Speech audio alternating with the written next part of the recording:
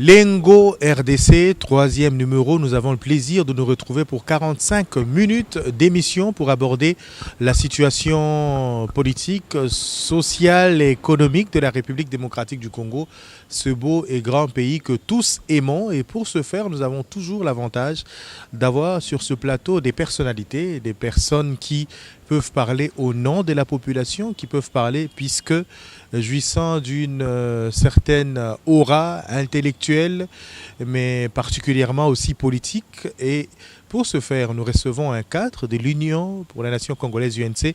Il s'agit de l'honorable Bertin Moubonzi. Je vous dis bonsoir, honorable.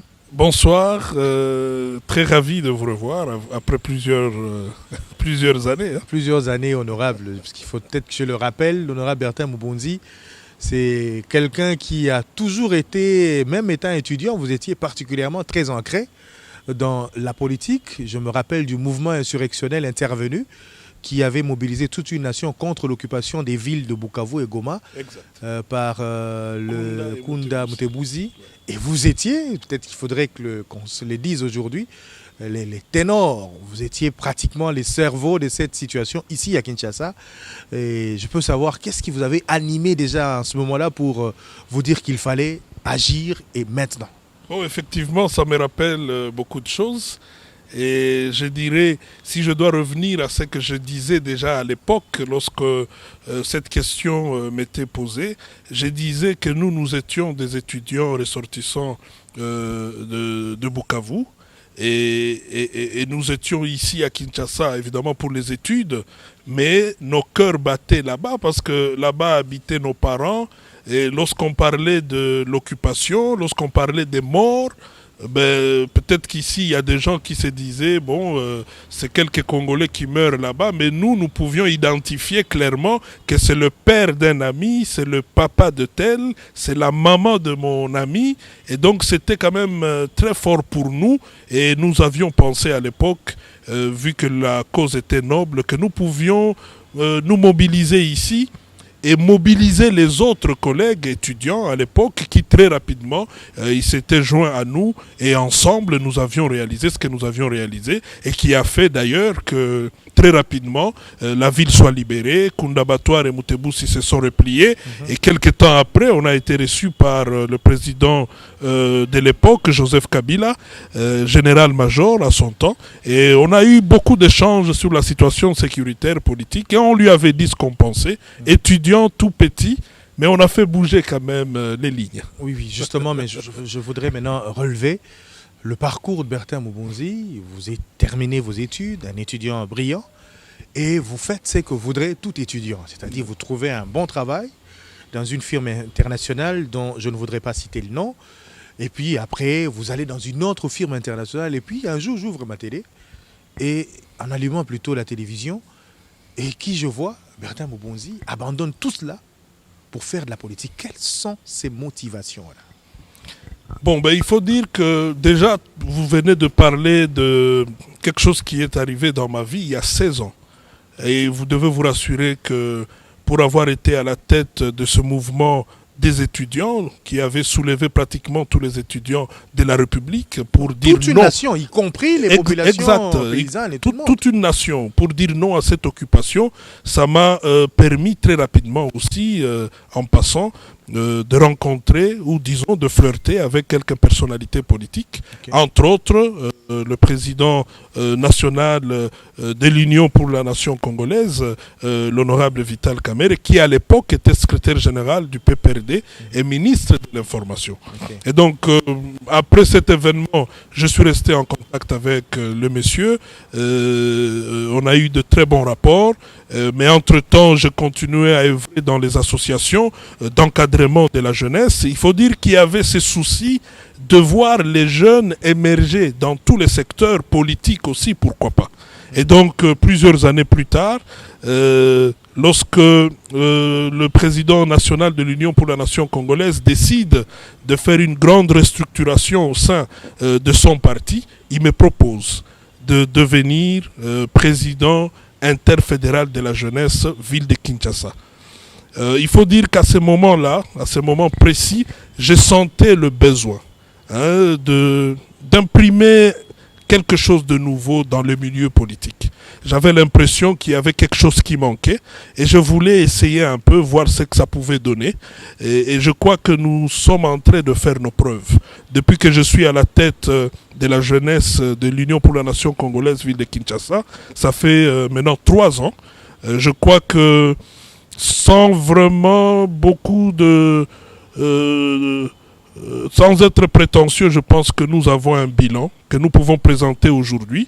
Et je crois que la jeunesse de Kinshasa est fière de m'avoir comme président au niveau de notre parti politique. On vous voit avec votre chasuble jaune descendre sur le terrain très régulièrement et animer des échanges. Il y a un véritable travail des fourmis. Exact. Il faut dire que d'abord, j'accepte d'être très actif politiquement parce que j'admire la personne de Vital Kamerhe, un monsieur très ouvert d'esprit et qui a le souci de voir la jeunesse émerger.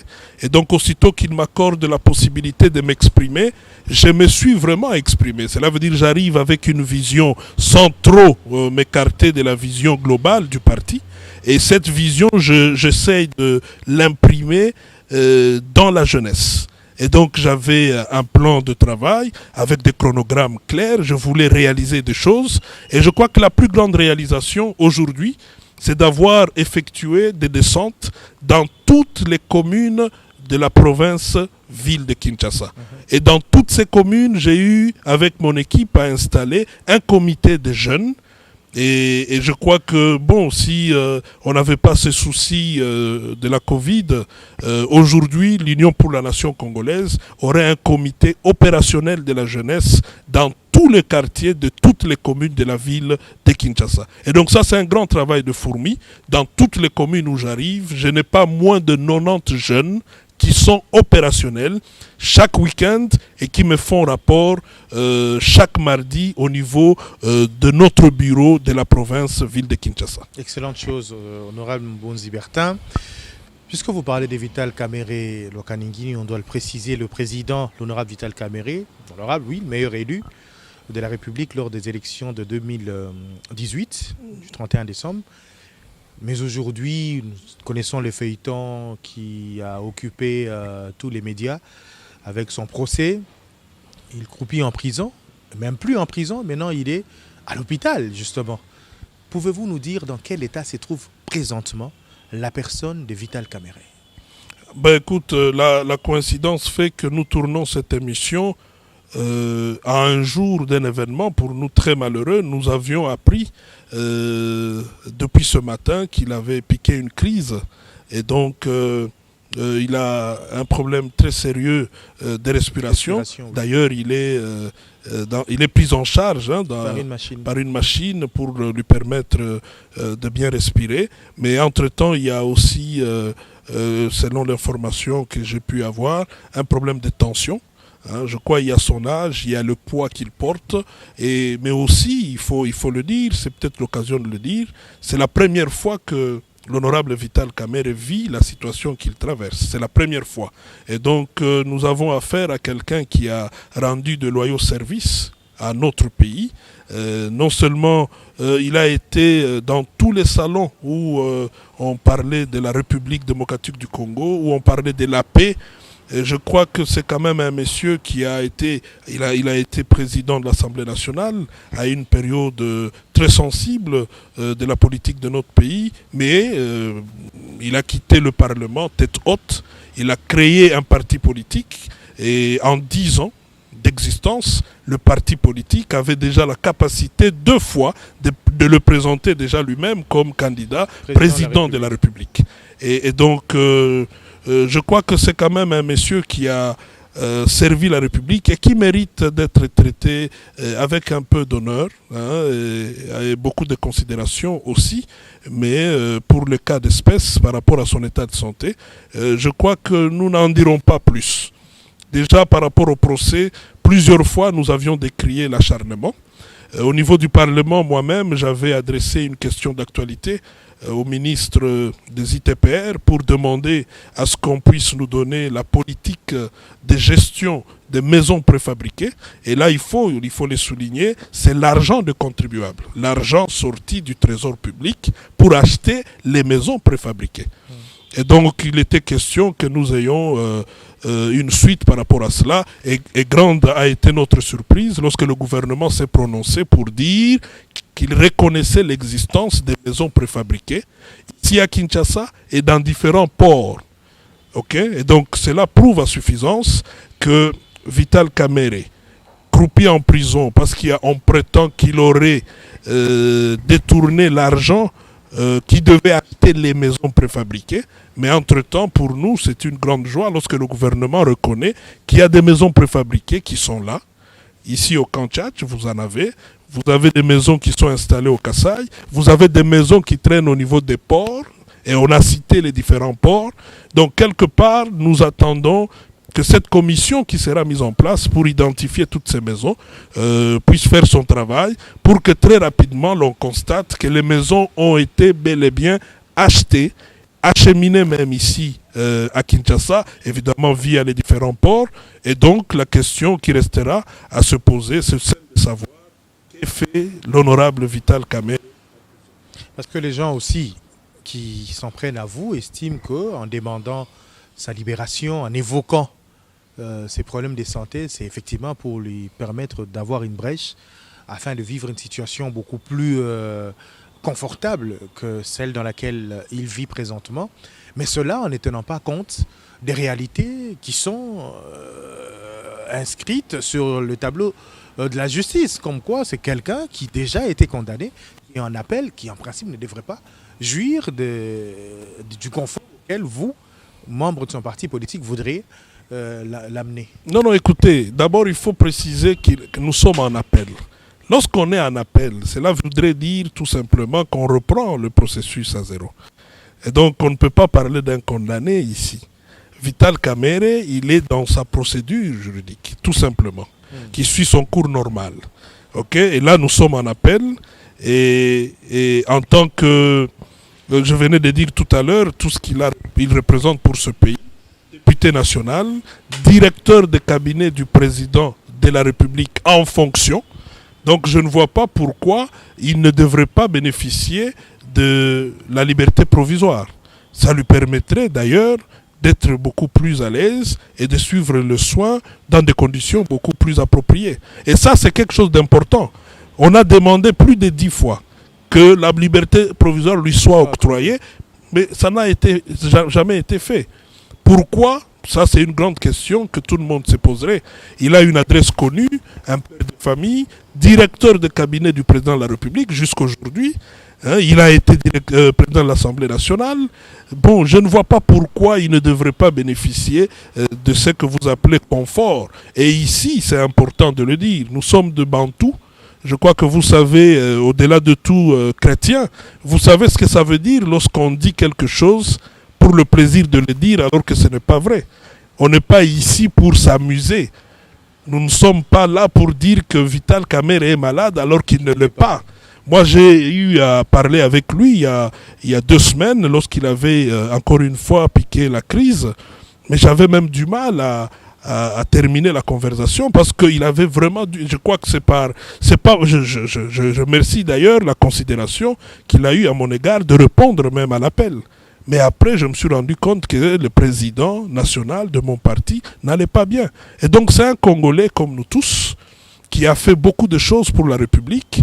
Et rappelez-vous, le jour de la prestation de serment du président de la République, son Excellence Félix Tshisekedi, il a dit que pour l'avoir fréquenté pendant les dernières minutes avant les élections, il s'est rendu compte qu'il était en face de quelqu'un qui pouvait laisser ses intérêts personnels et mettre devant l'intérêt de la nation.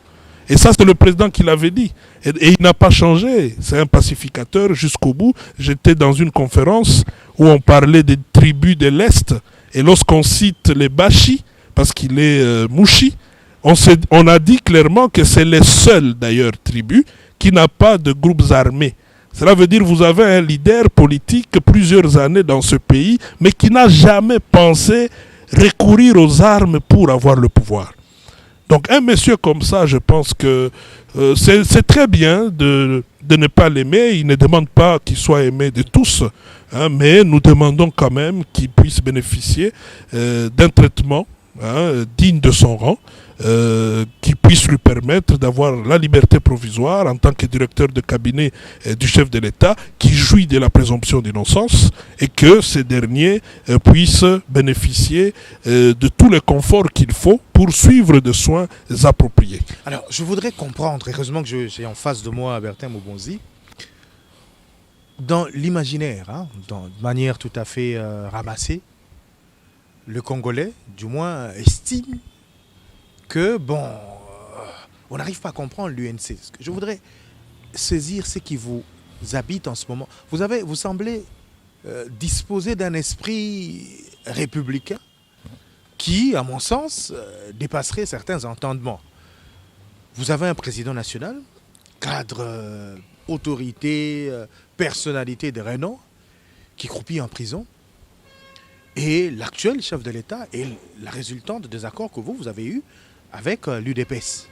Mais vous êtes resté droit dans vos bottes, malgré la colère de militants dans l'Est, un peu partout. Mais vous êtes resté fidèle aux engagements que vous avez pris. Quelles sont les motivations qui brûlent au sein de l'UNC pour justifier justement le respect, la considération que vous continuez à avoir vis-à-vis d'Okash? Parce que pour plus d'un, je connais les politiciens, c'est un terrain où il y a beaucoup de coups bas. On virait déjà vers d'autres déclarations aussi et là. Et ce n'est pas le français qui manque du côté de l'UNC. Mais qu'est-ce qui fait que vous soyez tel quel? Bon, je crois que tout part d'abord de notre président national. Vous savez, l'honorable Vital Kamerhe, c'est un respectueux des engagements. Et si on doit partir de Genève, lorsqu'il demande à son Excellence Félix Tshisekedi de se retirer de cet accord, et ils sont allés à Nairobi pour l'accord qui a vu naître Cash. Dont la célébration intervient aujourd'hui, les 2 ans. Ça fait 2 ans aujourd'hui. Ces derniers s'est retiré pour laisser à son Excellence, Monsieur le Président Félix Tshisekedi, la possibilité de se présenter comme candidat président de la République. Ça, c'est d'abord un acte fort pour quelqu'un qui a été candidat 3e aux élections présidentielles en 2000.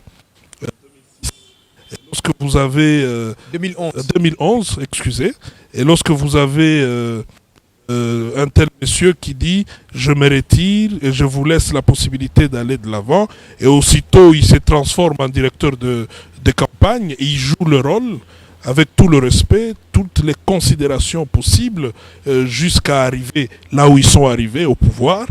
Il y a eu un engagement qu'il a pris. Et cet engagement, il a engagé aussi son parti politique, l'Union pour la nation congolaise, donc nous tous, bien évidemment. Alors ici, il faut aussi préciser que c'est plus l'intérêt de la République qui prime à l'Union pour la nation congolaise. Et donc, nous ne laissons pas trop la place aux sentiments. Nous ne dirigeons pas le parti avec des émotions. Et d'ailleurs, vous allez vous rendre compte que à partir de la prison, plusieurs fois, le président Vital Kamerhe a communiqué avec nous, les membres de son parti, pour dire « faites ceci, ne faites pas cela ».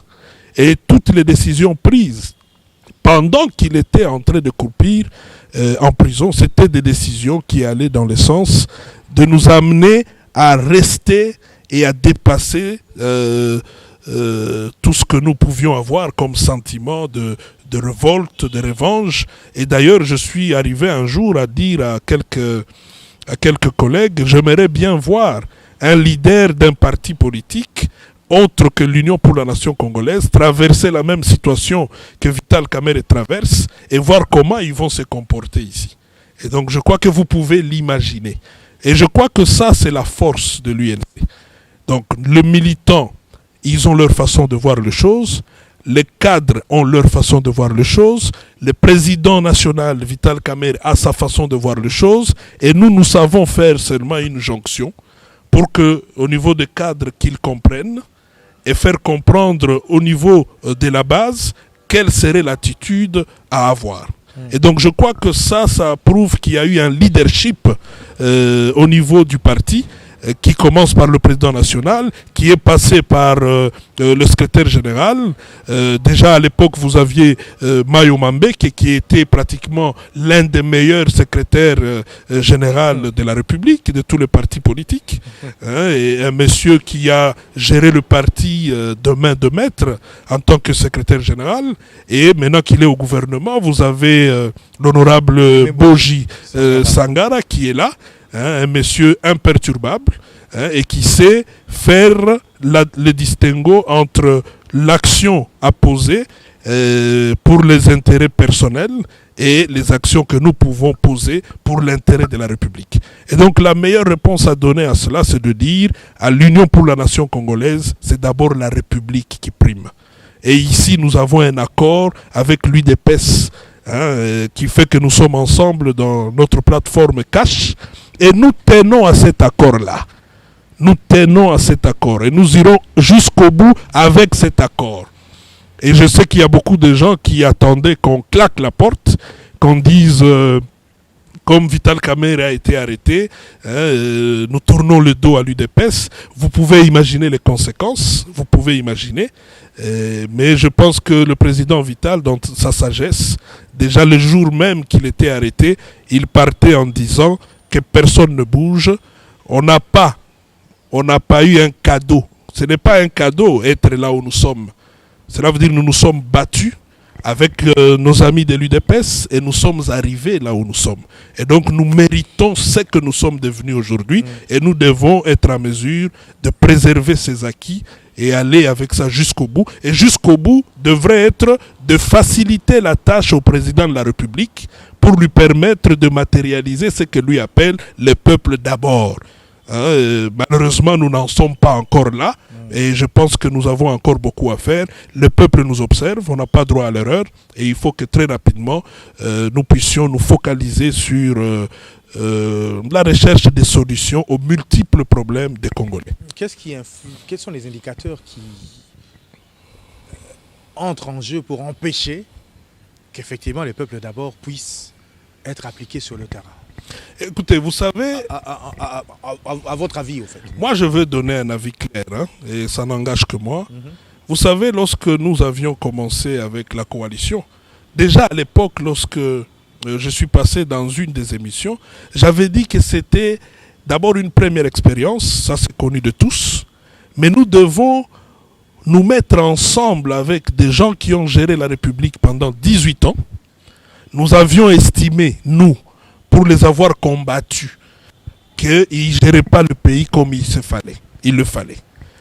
Et nous devons maintenant nous mettre avec eux pour gérer la République ensemble. Mais entre-temps, alliés, nous le sommes, mais ce sont des adversaires politiques clairs pour 2023. Alors comment voulez-vous que les gens puissent se comporter si nous n'avons pas une petite dose de valeur, une petite dose de savoir mettre de côté ce qui nous divise et essayer de mettre au centre la préoccupation majeure des Congolais. Parce que les Congolais aujourd'hui, en tout cas, voudraient voir autre chose que tout ce qu'ils sont en train de voir aujourd'hui. Voilà. Donc il faut vraiment une bonne dose de... il faut placer la République démocratique du Congo au devant de la scène. Au devant de la scène, ou rien d'autre. Vous allez vous rendre compte que tout ce que nous faisons aujourd'hui tourne autour de positionnement des uns et des autres. Je veux prouver que c'est moi qui suis capable et pas l'autre. Je veux prouver que ça sera bon parce que je suis là. Et voilà que je ne suis plus là. Il faut que je fasse tout pour que les gens comprennent que celui qui est là n'est pas mieux que moi. Comme ça, 2023, je peux encore revenir. Bref, c'est une guerre. Mais je voudrais poser la question ici, à qui profite cette guerre? En tout cas, la réponse ne sera jamais au peuple congolais. Le peuple congolais, ils ont besoin de la paix, ils ont besoin de manger, ils ont besoin d'aller à l'école, étudier calmement, ils ont besoin d'avoir des soins médicaux appropriés dans notre pays. Donc je crois qu'il y a beaucoup de choses que nous pouvons faire si et seulement si nous privilégions d'abord l'intérêt de la République. Alors, puisque vous évoquez cet accord front commun pour le Congo et Cash, pour les changements, il y a un des acteurs politiques majeurs, un des cadres de Cash, qui a affirmé lors d'une tournée qu'il mettait un terme, qu'il aurait décidé de mettre un terme à la coalition. Et vous, je vous ai suivi sur les médias, affirmer qu'il ne revenait pas à lui de mettre un terme à cette coalition. Alors, dites-nous, dites à ces téléspectateurs qui vous suivent, quel est ce mécanisme qui puisse aboutir à la fin de la coalition? Et qui a le droit de le dire? Mais écoutez, je ne pense pas que... moi, je ne devrais pas vous dire ici quel est le mécanisme pour aboutir à la fin de la coalition. Ok. Mais la bouche autorisée, et je pense que dans une organisation normale, et c'est peut-être ici l'occasion de le dire, je n'ai jamais remis en cause, il peut prendre la décision, il peut annoncer la fin, j'avais tout simplement précisé que cela n'engageait que lui et son parti politique, parce que n'oubliez pas qu'il est président intérimaire d'un grand parti politique au pouvoir. Okay. Mais il ne peut pas le dire au nom de Cash. Et je le répète encore ici dans ton émission, le Cash, regardez un peu comment ça se passe chez les autres. Vous avez des porte-paroles, vous avez des communicateurs, et donc vous pouvez tenir des réunions. À l'issue d'une réunion, on peut dire, écoutez, nous déléguons telle personne pour que ces derniers puissent parler au nom de Cash. Mais la précision, c'était seulement de dire que Cash ne s'est pas prononcé. C'est un président haï d'un parti politique qui s'est prononcé. Ça, c'est la première chose. La deuxième, et c'est là d'ailleurs ce qui est beaucoup plus important, le président de la République, son Excellence Félix Tshisekedi Tshilombo, c'est l'autorité morale de Cash. Okay.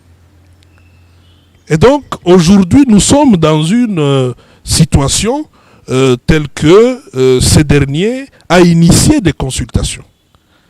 Et vous aviez suivi son discours de 6 minutes où il dit « Nous allons commencer les consultations et à l'issue de ces consultations, je reviendrai encore vers vous pour vous dire quelle sera la décision prise. » Et il a été beaucoup plus large en disant que toutes les options, tous les cas de figure, il va tenir compte de tous les cas de figure.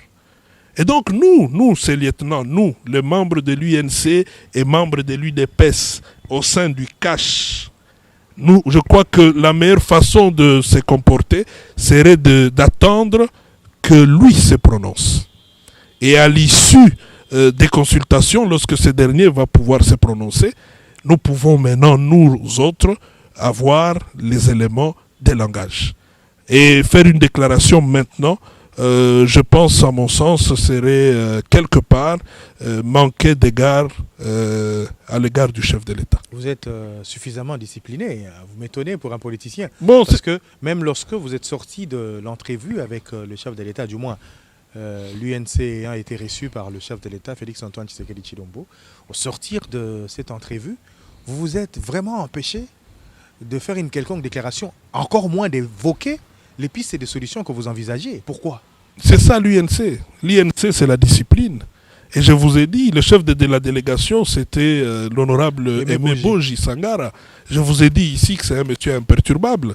Parce que vous savez, il y a beaucoup de gens qui, lorsqu'ils voient le micro, vous de la presse, aux sorties des consultations, bon, ils se livrent à beaucoup de choses, mais bon, écoutez, la discipline voudrait quand même, et d'ailleurs, c'est même avoir beaucoup de respect pour le chef.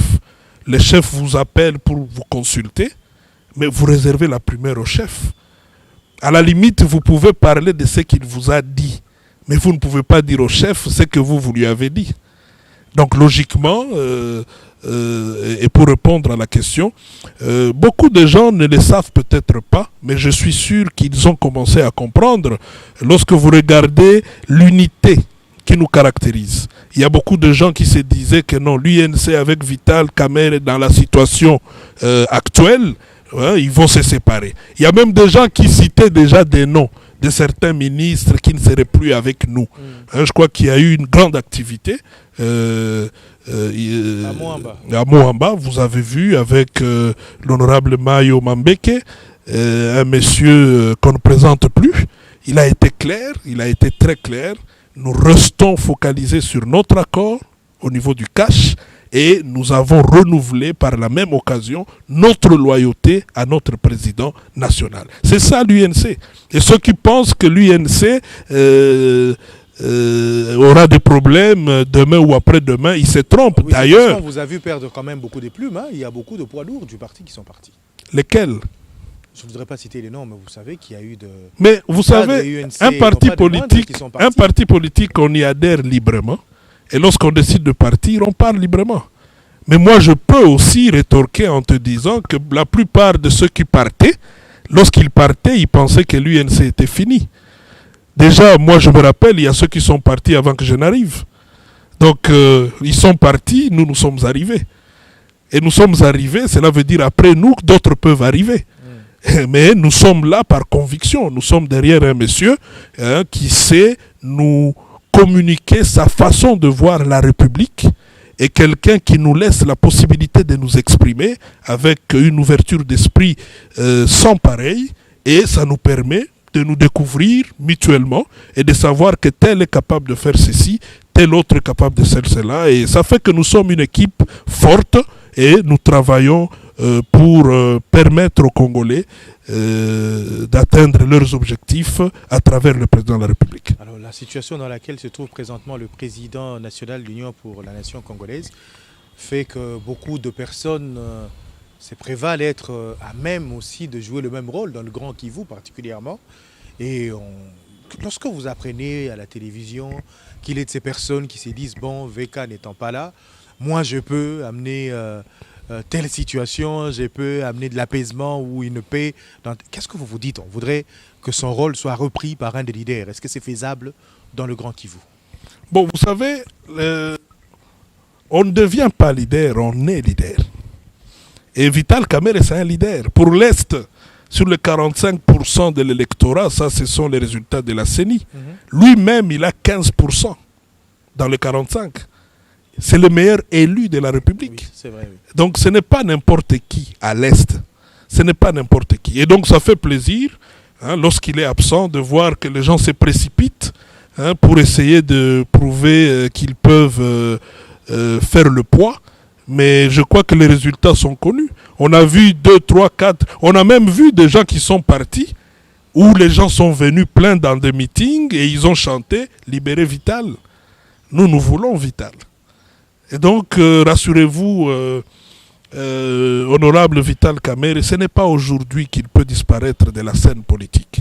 Et même quand il n'est pas là, nous qui sommes là, nous travaillons de manière à ce que son ombre puisse toujours continuer à planer partout. Et vous pouvez vous rassurer que nous le faisons de manière à ce que lui-même, de là où il est très fier.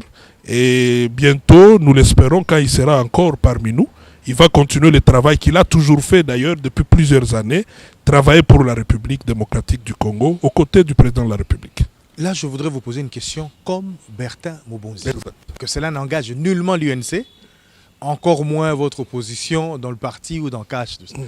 S'il faille désigner un mode de gouvernance de la République démocratique du Congo, avec son étendue, sa dimension, sa population, ses mentalités, quel est le régime qui s'adapterait le mieux à la situation de la République démocratique du Congo? Question posée à Bertin Mobonzi comme intellectuel congolais.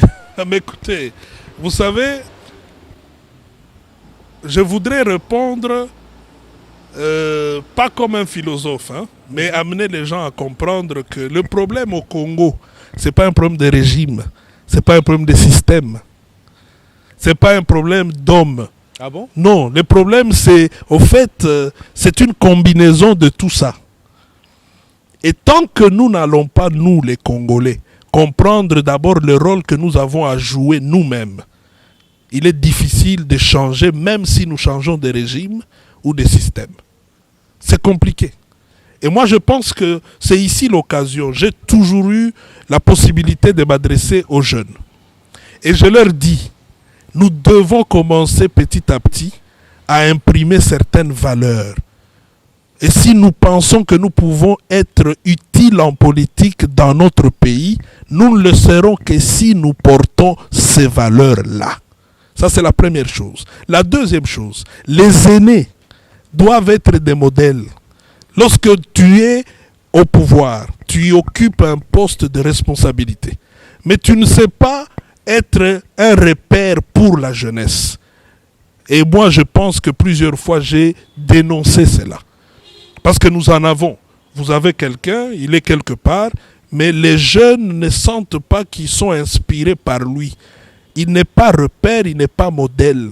Et d'ailleurs, vous allez vous rendre compte que les modèles, ici chez nous au Congo, parfois, on ne s'en occupe même pas.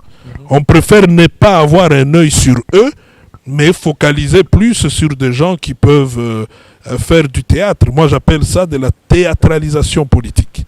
Et donc, c'est malheureux. Nous sommes vraiment dans une situation complexe. N'oubliez pas que le président sortant, lorsqu'il partait, il avait dit qu'il avait un regret de n'avoir pas changé l'homme congolais. Ça, c'est un regret, à son niveau. Mais lui, c'est le président de la République. Il partait.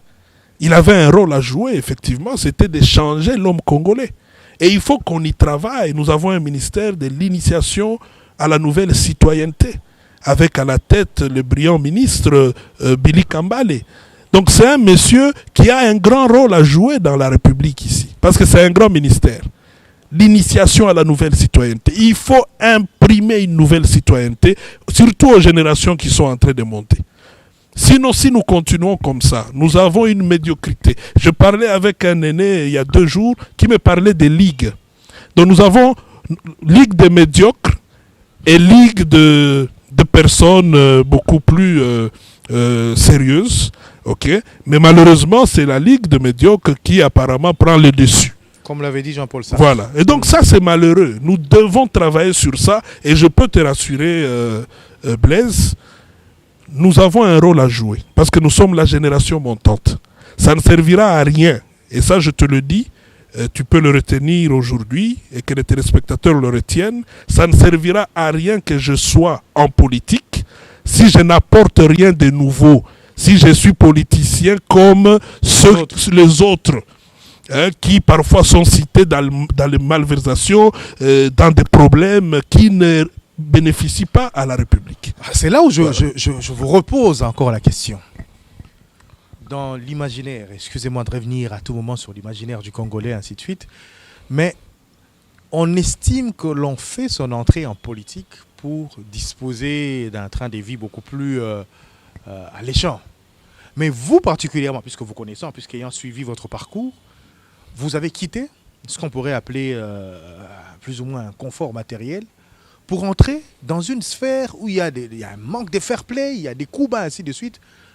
Je n'arrive toujours pas à comprendre, parce que les gens vont en politique pour s'enrichir, et vous y allez pour y laisser vos plumes, du moins les plumes financières. Qu'est-ce qui s'est passé? Non, je voudrais... Ça, c'est même une très bonne question. Parce que tu sais, il faut toujours qu'on commence par quelque part. Ou bien qu'il y ait quelqu'un qui ait le courage de faire un pas, avant que les autres ne le fassent. Moi, lorsque j'arrive à la tête de la jeunesse de la ville de Kinshasa, j'ai eu beaucoup d'appels, des collègues, des amis qui me disaient « Mais qu'est-ce qui se passe ?» La même question que tu t'es posée lorsque tu m'as vu à la télé, Bertin Moubonzi, président des jeunes de l'UNC. Mais aujourd'hui, je suis quand même fier lorsque je vois d'autres jeunes me rejoindre. Ça fait une fierté pour moi. Cela veut dire, en vous. Voilà, je suis arrivé quand même à faire comprendre aux autres jeunes qui pensent qu'il faut seulement rester enfermés dans ces conforts apparents que nous avons parfois parce que nous occupons certaines fonctions, des responsabilités dans certaines entreprises de la place. Mais les grandes décisions se prennent où? Les grandes décisions se prennent, malheureusement, chez les politiques. Et donc nous sommes, d'une manière ou d'une autre, obligés de subir ce que les politiques décident sur nos vies. Et donc à un certain moment, moi personnellement, je m'étais dit qu'il était temps de pénétrer ces milieux et de voir si nous pouvons y apporter quelque chose. Et je reste convaincu que si nous sommes nombreux à faire ce pas, cela veut dire des gens qui ne viennent pas pour s'enrichir, des gens qui portent déjà certaines valeurs. Parce que vous savez, moi j'ai travaillé avec des Coréens. J'ai occupé une fonction de grande responsabilité. À ce niveau-là, il y a une certaine discipline qu'il faut avoir pour savoir fonctionner. Et donc c'est cette discipline-là que je voudrais, et je suis en train de le faire petit à petit. Vous pouvez vous renseigner au niveau de la jeunesse chez nous. On va vous dire qu'il y a une certaine discipline que nous imprimons. Et en dehors de cette discipline, si nous pouvons arriver à imprimer les valeurs et permettre demain à avoir une jeunesse qui comprend. Aujourd'hui, je donne un exemple. J'arrive à la tête de la jeunesse de la ville de Kinshasa. Nous travaillons et à un certain moment, nous arrivons, contrairement à ce que font les autres partis politiques, à faire des mobilisations avec 0 franc congolais. Ça, il fallait être nous pour le faire. Ah non, vous ne remettez même pas l'argent de transport aux membres qui viennent participer. Toutes les réunions que vous nous voyez organiser, toutes les salles pleines, il suffit, mais c'est très simple. Si j'ai 90 jeunes dans chaque commune et que je veux avoir une salle de 2000 personnes pleine, si déjà les 90 c'est le comité, cela veut dire que ce sont des jeunes engagés. Eux aussi peuvent mobiliser au niveau des communes et se faire accompagner. Mais nous avons 24 communes. Donc si vous prenez déjà 90 fois 24, mais la salle elle est pleine. Et les jeunes, je suis arrivé à leur faire comprendre que nous sommes en train de lutter, c'est pour notre avenir. Nous ne luttons pas pour 1 000 francs, pour 2 000 francs, pour 10 000 francs. Nous luttons pour notre avenir. Et lorsque le parti nous invite pour des échanges, pour une réunion, c'est important d'y être pour notre avenir. D'écouter, de participer et d'apporter quelque chose à cette réunion-là. Nous avons apporté, nous avons innové, nous avons eu des réunions de formation sur l'entrepreneuriat pour dire aux jeunes, écoutez, on n'est pas seulement dans les partis politiques pour attendre les ministères et les entreprises qui tombent. Nous pouvons pousser la jeunesse vers l'entrepreneuriat. Nous pouvons avoir la possibilité de vous financer et demain, vous vous retrouvez à d'autres niveaux. Et aujourd'hui, ils comprennent, nous sommes en train d'y aller petit à petit. Et moi, je reste convaincu que si nous avons beaucoup d'autres jeunes qui intègrent les milieux politiques avec ce genre de valeurs, c'est possible d'ici 5 ans de renverser les choses et d'avoir à la tête du pays des gens qui comprennent que c'est d'abord la République et le reste suivra après. Nous sommes arrivés presque au terme de cette émission. Bertin Mobonzi, regardez cette caméra qui est juste devant vous et adressez un message à la population congolaise. Un message concernant le Congo.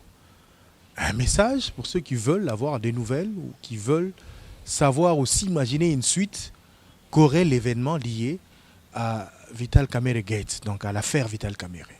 Voilà, si vous pouvez accorder, regardez cette caméra et puis vous adresser à cette population. D'abord, je voudrais dire que le pays traverse un moment particulier.